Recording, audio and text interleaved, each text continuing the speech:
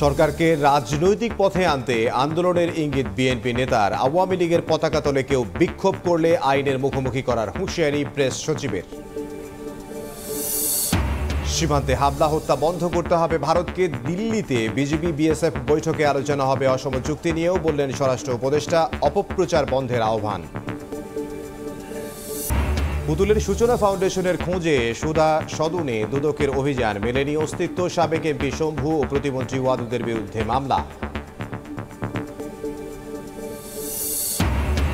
এবং এখনো জনজীবনে স্বস্তি আনতে পারেনি অন্তর্বর্তী সরকার। পর্যবেক্ষণ সিপিডির। মজুতদারি ও কমিশন বাণিজ্যের কারণে তেল, চিনি সহ 14 পণ্যের দামে অস্বাভাবিক ওঠানামা।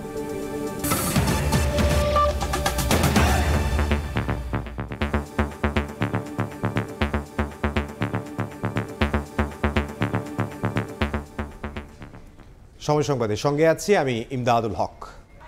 অন্তর্বর্তী সরকারকে রাজনৈতিক পথে আনতে আন্দোলনের ইঙ্গিত দিলেন বিএনপির স্থায়ী কমিটির সদস্য সালাউদ্দিন আহমেদ। তিনি বলেন, 5 আগস্ট নির্বাচন দিয়ে স্মরণীয় রাখতে পারে সরকার। মুক্তিযুদ্ধের সঙ্গে অন্য কিছুর তুলনা করা ঠিক হবে না বলেও মত তার। এদিকে গণহত্যায় অভিযুক্তদের বিশেষ ট্রাইব্যুনালের মাধ্যমে দ্রুত বিচারের দাবি জানান বিএনপির আরেক নেতা রুহুল কবির রিজভী। আগামী জাতীয় নির্বাচন কবে হবে এ নিয়ে আলোচনা, যুক্তিতর্ক চলছে রাজনৈতিক মহলে। চলতি বছরের মধ্যেই ভোট আয়োজনের দাবি অনেক রাজনীতিকের। বুধবার জাতীয় প্রেস ক্লাবে বাংলাদেশ জার্নালিস্ট অ্যাসোসিয়েশনের অনুষ্ঠানে যোগ দেন বিএনপির স্থায়ী কমিটির সদস্য সালাউদ্দিন আহমেদ। নির্বাচন বিলম্বের কারণ জনগণের কাছে তুলে ধরার আহ্বান জানিয়ে 5 আগস্ট স্মরণীয় রাখতে সেদিন জাতীয় ভোট আয়োজনের দাবি জানান তিনি। 1971 সালের মুক্তিযুদ্ধের সাথে একই প্রায় জুলাই গণ অভ্যুত্থানের বিষয়টি নিয়ে আসা হয়েছে, কিন্তু স্বাধীনতা যুদ্ধের সাথে স্বাধীনতা পরবর্তী কোনো ঘটনায় কি একই কাতারে গণ্য করা যায়? এটা বিবেচনায় আনতে হবে। গণহত্যার দায়ে শুধু শেখ হাসিনা নয়, সংগঠন হিসেবে আওয়ামী লীগেরও বিচার দাবি করেন সালাউদ্দিন আহমেদ। নির্বাচিত হওয়ার জন্য যদি বিভিন্ন কৌশলে সরকারের সমস্ত শক্তিকে প্রয়োগ করতে হয়, সেটা ফেসিবাদকে আবার দোষারোপ করে কি লাভ হবে তাহলে? এদিন রাজধানীর মিরপুরে গণঅভ্যুত্থানের শহীদ আহনাফের পরিবারের সঙ্গে সাক্ষাৎ করেন বিএনপির সিনিয়র যুগ্ম মহাসচিব রুহুল কবির রিজভী। গণহত্যার বিচারে এত গড়িমসি কেন এমন প্রশ্ন তুলে বিশেষ ট্রাইব্যুনালের মাধ্যমে দ্রুত বিচারের দাবি জানান তিনি। মাস হয়ে গেল, 100 দিন পার হয়ে গেল, অথচ আহনাফদের হত্যাকারীদের বিচার কেন হচ্ছে না? তাহলে আপনার পুলিশ প্রশাসন, আপনার আইন আদালত কিভাবে কাজ করছে? এই প্রত্যক্ষভাবে শটগানের গুলিতে, রাইফেলের গুলিতে এত শিশু বাচ্চাদের জীবন যারা কেড়ে নিয়েছে, তাদের বিচারে কেন এত গড়িমসি, কেন এত দ্বিধা? জুলাই গণঅভ্যুত্থানের চেতনা ধরে রাখতে ঐক্যবদ্ধ থাকার আহ্বান বিএনপি নেতাদের। কামরুজ্জামান মামুন, সময় সংবাদ, ঢাকা। একটি বিশেষ রাষ্ট্রকে সুবিধা দিতে আওয়ামী লীগ সরকার ইচ্ছে করেই দেশের স্বাস্থ্য খাতকে ধ্বংস করেছে বলে মন্তব্য করেছেন বিএনপির ভারপ্রাপ্ত চেয়ারম্যান তারেক রহমান। বিকেলে যশোরে বিএনপির কর্মশালায় ভার্চুয়ালি যুক্ত হয়ে তিনি একথা বলেন।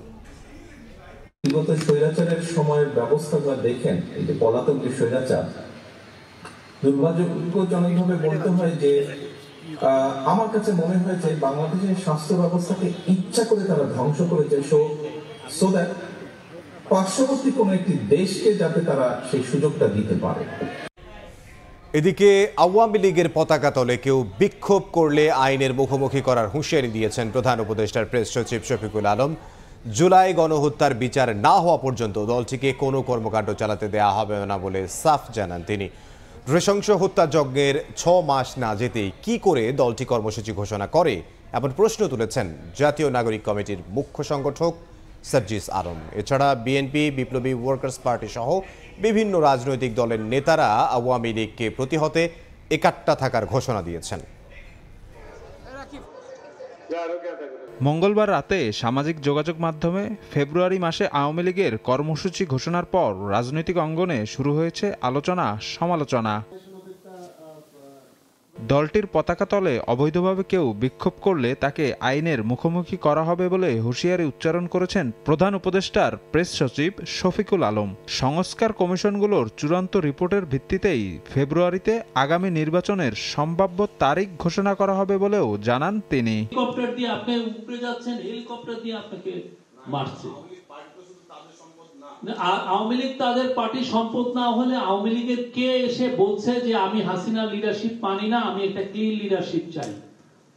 কে এসে অনুতপ্ত হচ্ছে? বরঞ্চ এদের অনেকে মিথ্যা কথা বলছে।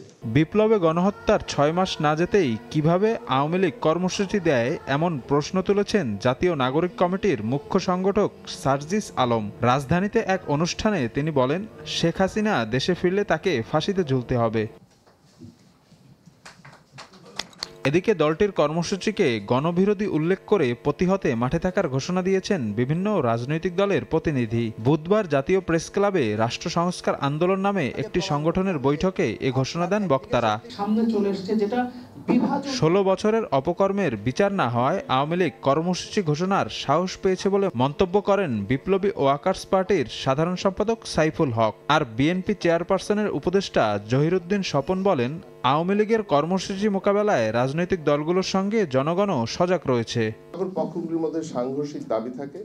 ভারতে বসে কর্মসূচি ঘোষণা শেখ হাসিনার বালখিল্যতা বলেও উল্লেখ করেন বক্তারা। শফিক মুন্সি, সময় সংবাদ, ঢাকা। নয়াদিল্লিতে আসন্ন বিজিবি বিএসএফ মহাপরিচালক পর্যায়ের বৈঠকে গুরুত্ব পাবে সীমান্ত হত্যা বন্ধ ও কাঁটাতারের বেড়া ইস্যু। ভারতের সঙ্গে অসম চুক্তি ও বাংলাদেশ নিয়ে অপপ্রচার বন্ধের বিষয়েও হবে আলোচনা। সকালে সচিবালয়ে কথা বলেছেন স্বরাষ্ট্র উপদেষ্টা জাহাঙ্গীর আলম চৌধুরী। বৈঠক শেষে বিজিবি মহাপরিচালক জানান, আলোচনায় বাংলাদেশের স্বার্থ সংশ্লিষ্ট বিষয়ে ভারতকে কোনো ছাড় দেয়া হবে না। সম্মেলন সামনে রেখে বুধবার সকালে সচিবালয়ে ভারতের সঙ্গে আলোচ্য বিষয় নিয়ে স্বরাষ্ট্র উপদেষ্টা জাহাঙ্গীর আলম চৌধুরীর সভাপতিত্বে বৈঠক হয়। পরে বিজিবি মহাপরিচালক জানান, ভারতের কাঁটাতারের বেড়া নির্মাণ, সীমান্ত হত্যা সহ বাংলাদেশের স্বার্থ সংশ্লিষ্ট বিষয়ে ভারতকে ছাড় দেওয়া হবে না। চাঁপাইনবাবগঞ্জ আঙ্গপ্রতা দহগ্রামের one of the main agenda, border killing one of the main agenda, অন্যান্য রিভার ডিসপিউট যেগুলো ওরা এখন ডিমার্কেশন করছে না, ওগুলো মেইন এজেন্ডা। মোট কথা আমরা ওই যেটা বললেন কোনো ছাড়। স্বরাষ্ট্র উপদেষ্টা বলেন, দুদেশের শূন্য রেখার 150 গজের মধ্যে নিয়ম মেনে বেড়া নির্মাণ, ভারতের গণমাধ্যমে বাংলাদেশ নিয়ে মিথ্যাচার বন্ধ, অভিন্ন নদীর পানি প্রত্যাহারের ইস্যু আলোচনায় গুরুত্ব পাবে। সীমান্তে যে হত্যা করছে ওটা যেভাবে হোক তাদের বন্ধ করতে হবে। সীমান্তে 150 গজের ভিতরে ডেভেলপমেন্ট কাজ যদি করতে হয়, এটা যেন অনুমতি নেওয়া করে। ভারতের সঙ্গে বাংলাদেশের অসম চুক্তিগুলো নিয়েও সম্মেলনে পর্যালোচনা করা হবে বলে জানান স্বরাষ্ট্র উপদেষ্টা। আগরতলা দিয়ে জানে যে এই অনেক সময় খুব ওই যে ইন্ডাস্ট্রিয়াল বর্জ্যগুলি আছে বাংলাদেশে চলে আসে, ওখানে আমাদের সাথে একটা চুক্তি আছে, হলো ইটিপি আর একটা হলো এসটিপি। হওয়া উচিত ছিল শুধু ইটিপি। 100% সমস্যার সমাধান করে আসতে পারবো তা তো না, কিছু সমস্যার সমাধান হবে, কিছু আবার হয়তো নেক্সট মিটিং এর সমাধান হবে। বিজিবি বিএসএফ মহাপরিচালক পর্যায়ের সম্মেলনে ভারতের সঙ্গে বাংলাদেশের সম্পর্কে আস্থা ফিরিয়ে আনার বিষয়টি সবচেয়ে গুরুত্ব দেওয়া হবে বলেও জানান উপদেষ্টা। পারস্পরিক আস্থা বৃদ্ধি পায়। প্রসূন আশিস, সময় সংবাদ, ঢাকা। কর্মচারীরা কর্মবিরতি প্রত্যাহার করায় 27 ঘন্টা পর সারা দেশে ট্রেন চলাচল স্বাভাবিক হয়েছে। ভোরে রাজশাহীগামী ধূমকেতু এক্সপ্রেসের যাত্রার মধ্য দিয়ে সচল হয় ট্রেনের চাকা। অন্যান্য দিনের তুলনায় যাত্রী চাপও ছিল কম, তবে প্রতিটি ট্রেনই স্টেশন ছাড়ছে 1 থেকে 1.5 ঘন্টা দেরিতে। একদিনের মধ্যেই স্বাভাবিক স্কেডিউলে ফেরার প্রত্যাশার কথা জানান স্টেশন ম্যানেজার। রানিং স্টাফদের কর্মবিরতি প্রত্যাহারের পর বুধবার সকাল থেকে কর্মব্যস্ত হয়ে ওঠে কমলাপুর রেল স্টেশন। যাত্রীদের পদচারণায় ভোর থেকেই মুখর হয় স্টেশন প্রাঙ্গণ, ফিরে যায় সেই আগের চিরচেনা রূপে।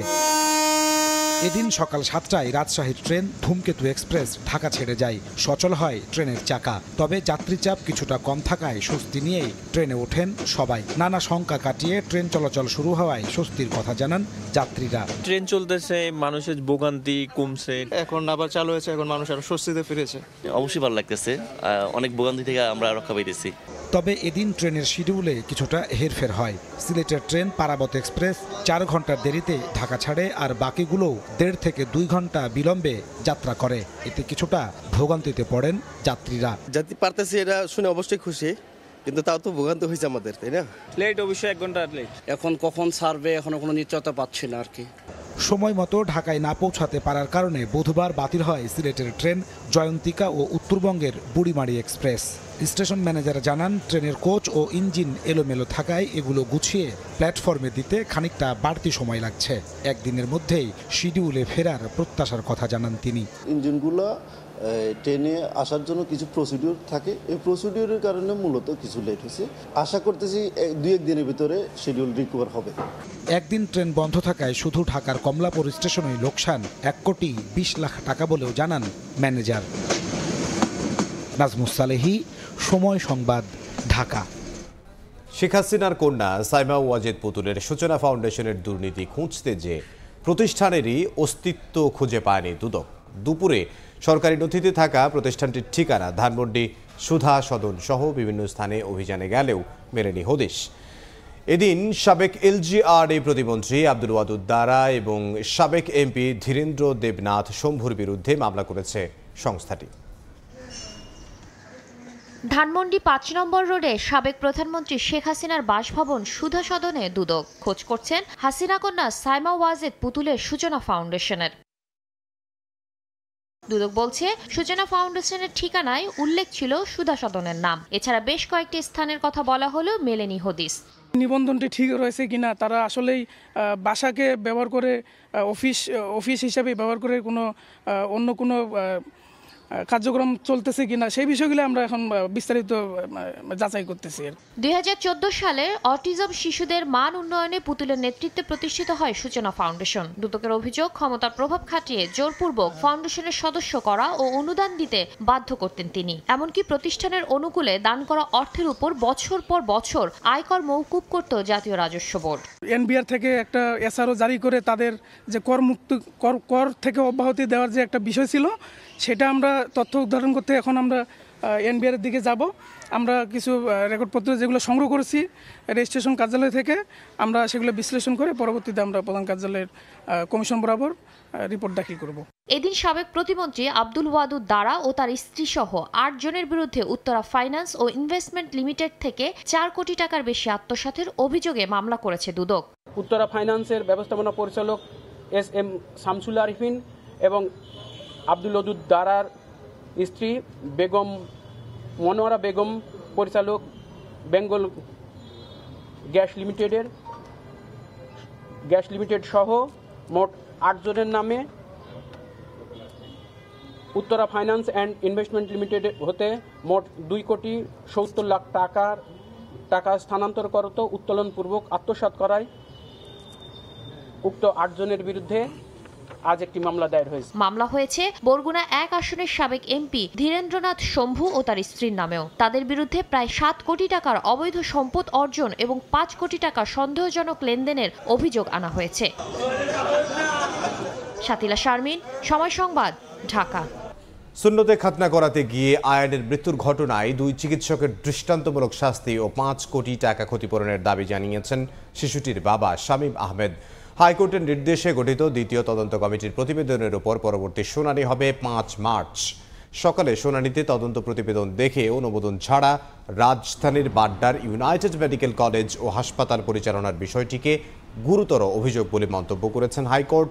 হাইকোর্ট বলেছেন, তারা আইন সম্পর্কে জানতে চান, চিকিৎসা ব্যবস্থার উন্নয়নে আইনের কোথায় সমস্যা আছে তা বুঝে পর্যবেক্ষণ দেবেন আদালত। এদিকে দায়ী 2 চিকিৎসকের শাস্তি ও ক্ষতিপূরণের দাবি করেছেন শিশু আয়ানের বাবা।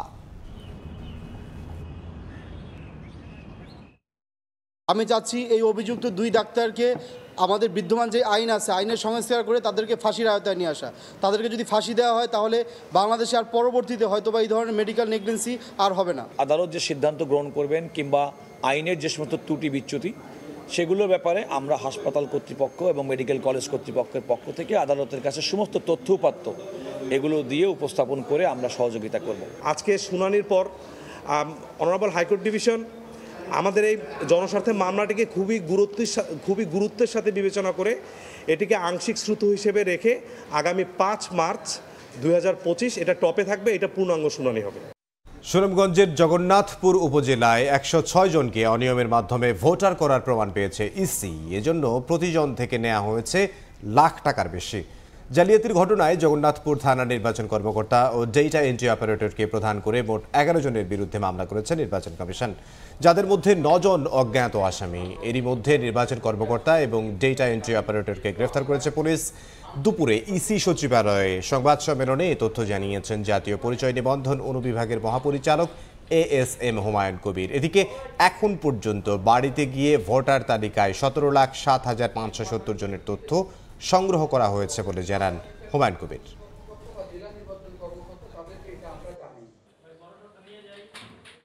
এখন তো ভোটার হতে হলে আপনার 10 আঙ্গুলের ছাপ এবং আপনার আইরিশ যেটা ছবি, এটা তো বাধ্যতামূলক। এই লোকগুলো তো বিদেশে আছে, তাহলে ওদের তো ছবি আমরা নিতে পাচ্ছি না, অ্যাজ ওয়েল অ্যাজ হাতের ইমপ্রেশন যেটা আঙ্গুলের ইমপ্রেশন, ওটা তো নিতে পাচ্ছি না।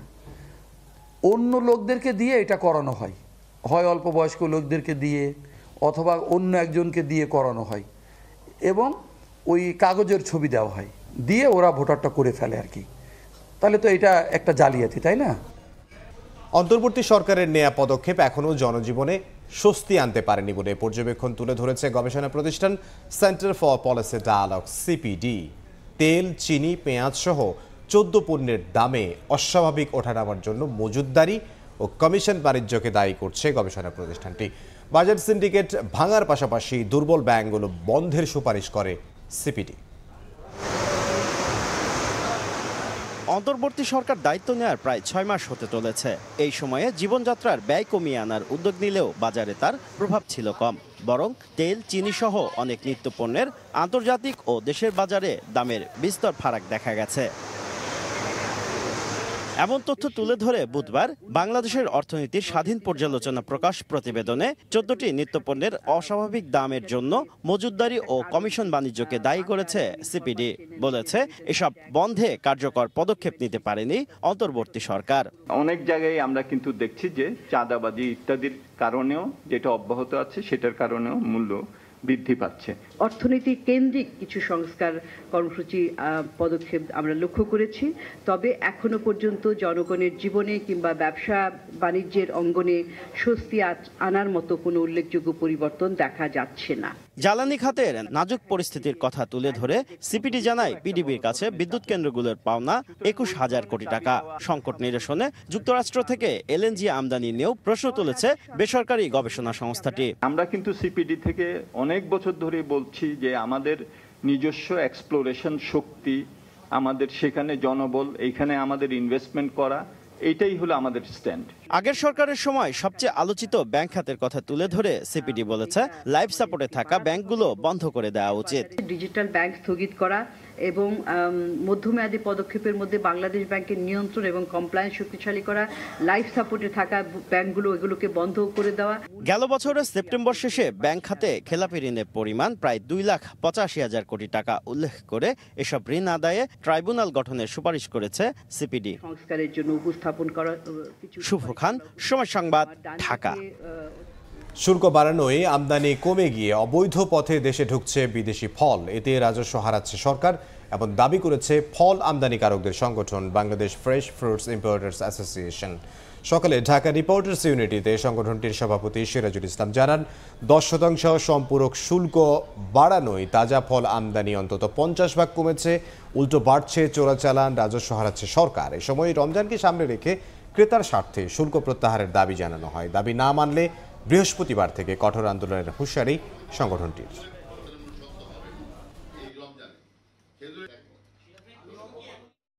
এই বর্ধিত শুল্ক বাড়ানোর কারণে ওই 50% চলতেছে না, 20% চলতেছে, পোর্টে মাল ঘুরে যেতেছে, আমরা ডেলিভারি নিতে পারতেছি না। যেটা বর্ধিত শুল্ক, সম্পূরক শুল্ক 10% বৃদ্ধি করা হয়েছে, সেটাকে অব্যাহত দিয়ে আমাদেরকে ব্যবসাটা আমরা যেন চালাইতে পারি, ভোক্তা সাধারণ যাতে কোনো রকম তারপর কিনতে পারে।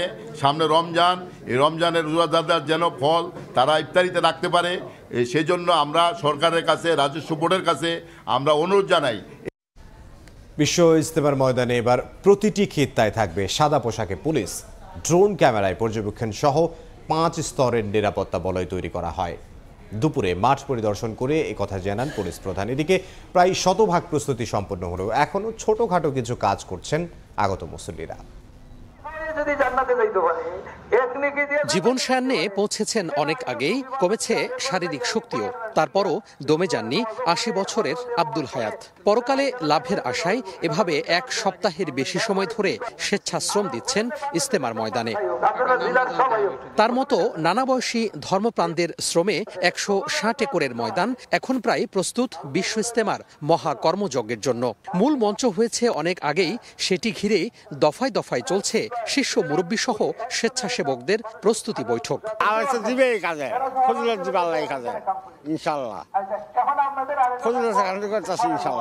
কোন জায়গায় কোন কাজের প্রয়োজন আমাকে ডাকায়, আমরা সেখানেই দৌড় দিই। ময়দানটাকে যে সাজানো হয়েছে এটা আল্লাহ তাআলা খাস মেহরবানি। এখানে হেদায়েতের কাজ হবে, আল্লাহ তাআলা অন্য দিক দিয়ে হেদায়েত দিয়ে দিবে, এখানেও দিব, ওইখানে অন্য দিক দিয়ে দিব।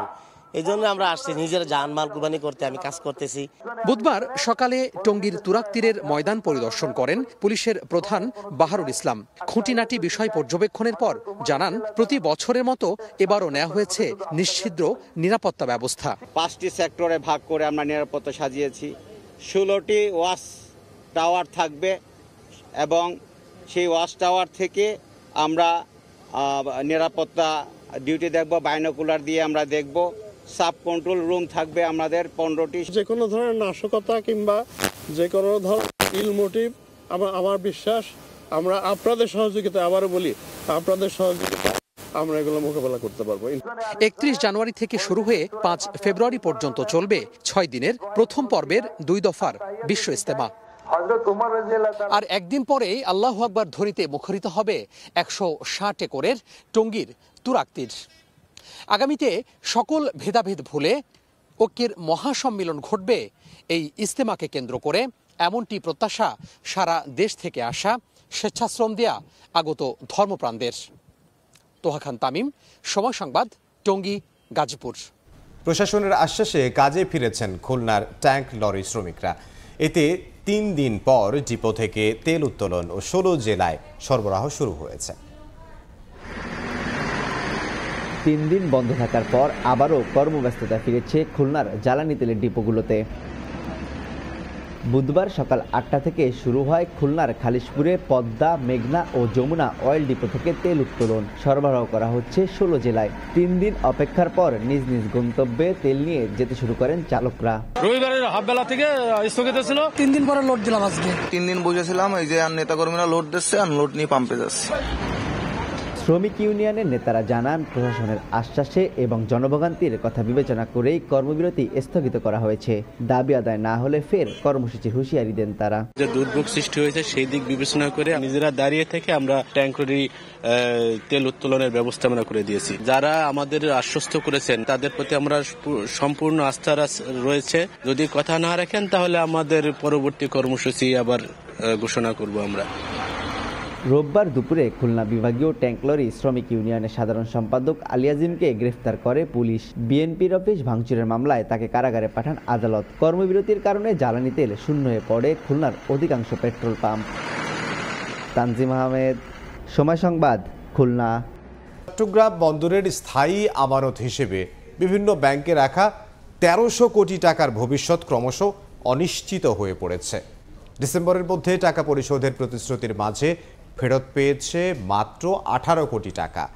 বারবার চিঠি দেওয়া সত্ত্বেও টাকা ফেরত দিতে ব্যাংকগুলোর আশানুরূপ সাড়া না পেয়ে শেষ পর্যন্ত বাংলাদেশ ব্যাংকের দ্বারস্থ হয়েছে চট্টগ্রাম বন্দর।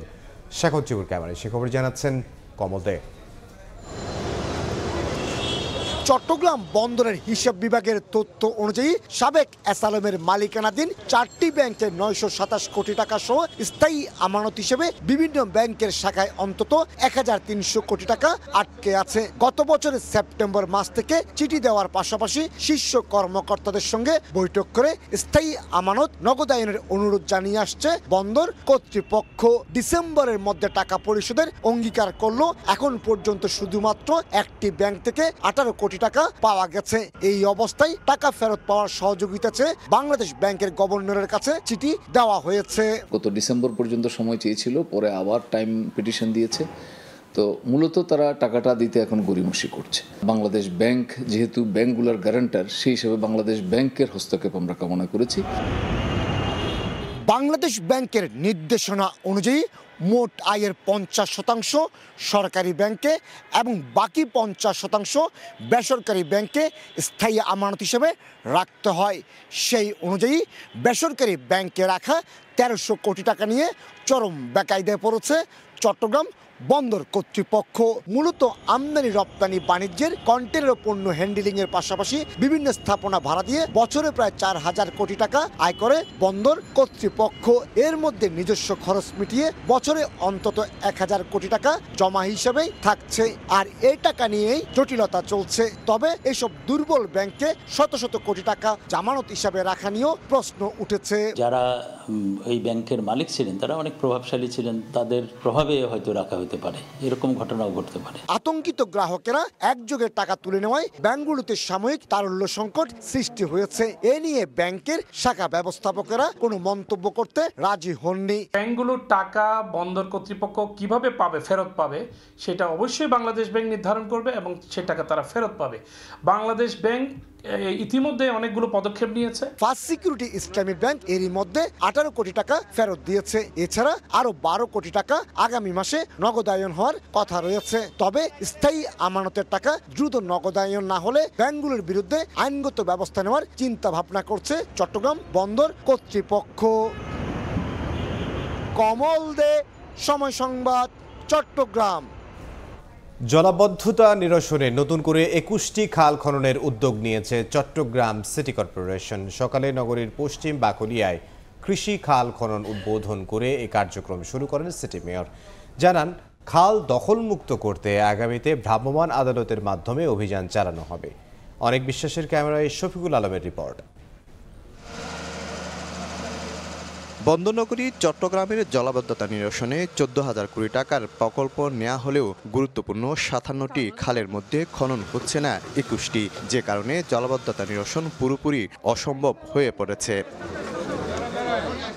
এমন বাস্তবতায় জলাবদ্ধতা পুরোপুরি নিরসনে ওই খালগুলো খননের সিদ্ধান্ত নিয়েছেন নতুন মেয়র। থোক বরাদ্দ চেয়েছেন মন্ত্রণালয়ে। এরই পরিপ্রেক্ষিতে বুধবার দুপুরে নগরীর পশ্চিম বাকলিয়ার বড় কবরস্থানে 900 মিটার কৃষি খালের উদ্বোধন করেন মেয়র। জানান, জনগণের মতামত উপেক্ষা করে অতীতে প্রকল্প নেওয়ায় সুফল মেলেনি। মেগা প্রকল্পের নামে হয়েছে লুটপাটও। 21টা খাল যদি নতুনভাবে চট্টগ্রাম সিটি কর্পোরেশনকে দেওয়া হয়, অবশ্যই আমরা পুরানো ড্রেনেজ মাস্টার প্ল্যানের সাথে 16 সালের এটা কম্বিনেশন করে সমন্বয় করে আমরা এগুলো কাজ করব। সিটি কর্পোরেশনের কর্মকর্তাদের দাবি, অবৈধ দোকানপাট ও ভবন নির্মাণ এবং ময়লা আবর্জনা ফেলার কারণে বাড়ে জলাবদ্ধতা। আগামীতে জনসচেতনতা বাড়ানোর পাশাপাশি খাল দখল মুক্ত করতে ভ্রাম্যমাণ আদালতের অভিযান চলবে বলেও জানান তারা। অ্যাওয়ারনেসের পাশাপাশি আমরা কিন্তু এনফোর্সমেন্টে যাব এবং আগে হয়তো ম্যাজিস্ট্রেটরা উলিতে গলিতে আসে নাই, এখন কিন্তু ম্যাজিস্ট্রেটরা উলিতে গলিতে আসবে। আজকে করলাম, কালকে আবার ফেলবে।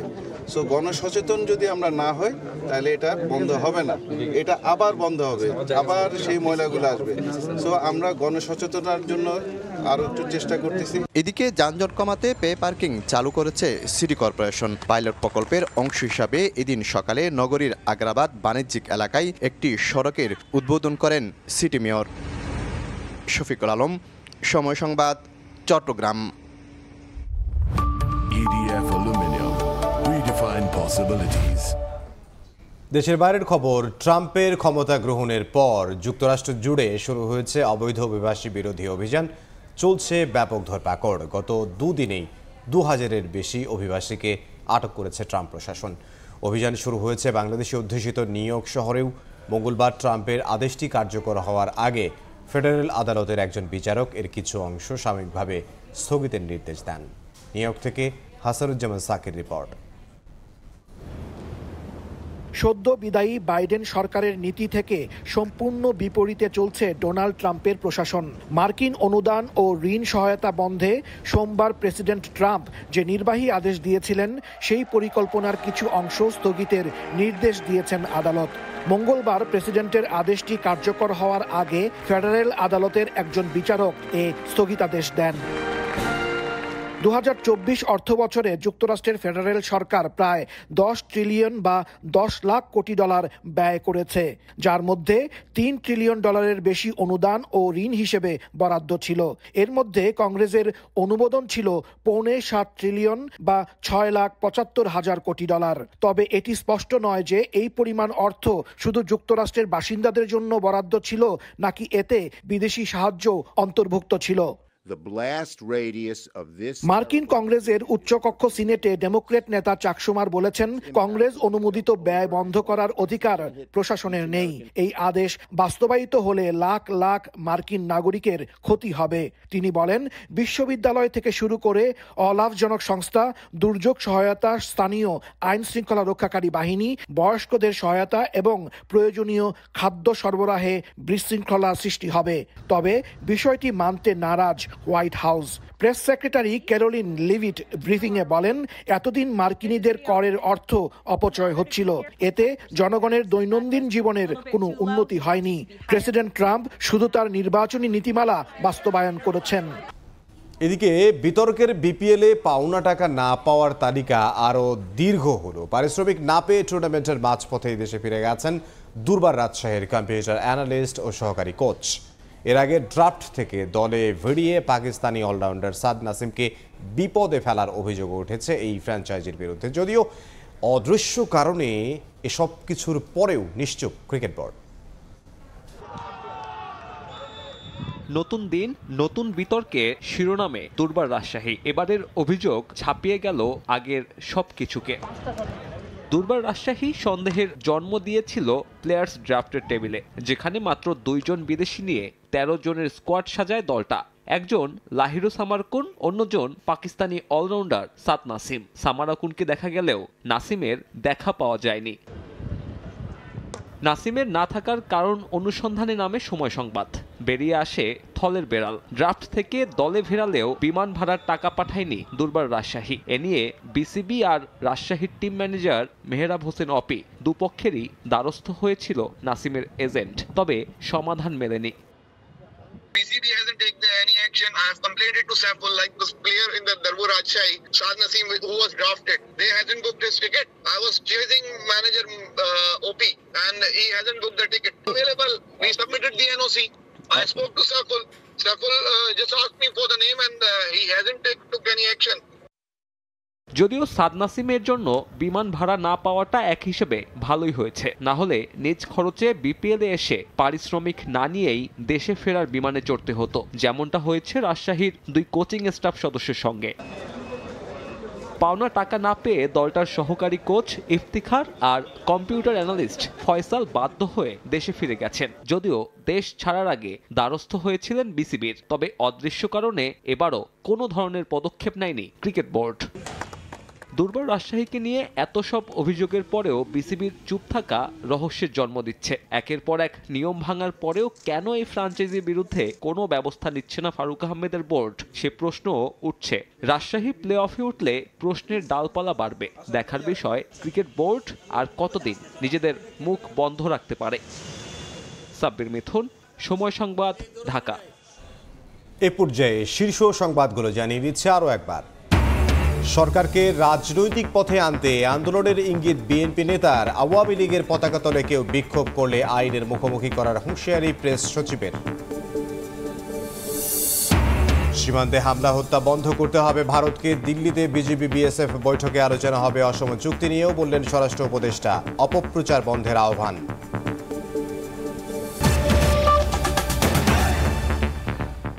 এই ছিল সময় সংবাদের সঙ্গে থাকুন সময়ের।